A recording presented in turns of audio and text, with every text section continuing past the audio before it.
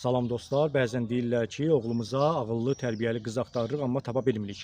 Yaxşı, tapa bilmirsinizsə, bunda günahkar kimdir? Əlbəttə ki, bir nömrəli günahkar valideynlərdir. Çünki övladlarına normal tərbiyə verə bilməyiblər, övladlarının hara getdi, hardan gəldi, rəfiqələri kimdir, dostları kimdir, kimin evində qalır, ümumiyyətlə hansı məktəbdə təhsili ilə maraqlanmaq lazımdır, bu insanın özü ilə dost olmaq lazımdır. Yəni, təkcə valideyn kimi yox, dost kimi bunun fikirlərini önəmsəmək lazımdır. Bu kimlə oturur, əhatəsi kimdir?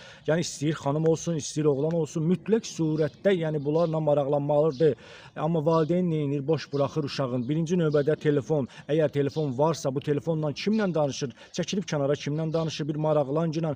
Yəni əsasən də ana öz qızı ilə maraqlanmalıdır, ata öz qızı ilə maraqlanmalıdır. Düşünməlidirlər ki, mənim qızım kimlə danışır, kimlə ünsiyyətdədir və ümumiyyətlə, yəni qızım hara gedir, hardan gəlir, gecə bu vaxtı nə işi var qızın çöldə? O nə geyimdir geyinir? Geyimindən tutmuş hər bir şeyinəcən valideynlər mütləq surətdə yəni nəzarət etməlidir qızlarına. Bəzi bəylər deyirlər, mən kimə çatdı deyirlər, sevirəm səni falan bəsməkan. Hətta bəzi insanlar var ki, o qədər öyünürlər ki, sən qardaşım bir gündə bir 3 dənə, 4 dənə qızla görüşdü, nə bilim 2-3 dənə qızla getdi ora, burada düşünmürlər ki, bu həmin o xanımlar sabah ailə başçısı ola bilərdi. Niyə qızları aldadırsan? Nəyə görə aldadırsan? Birinci xanımları aldadmaq, kiminsə qəlbini qırmaq günahdır. Əlbəttə ki, bəzi oğlanları nəzərdə tuturam, hansı ki xanımlara, yəni ailə qurmaq gözü ilə baxmır və digər məsələlərlə baxır. Yəni o da deyir ki, qız xanım da deyir ki, məni sevir, mənə nəvaziş göstərir, diqqət göstərir və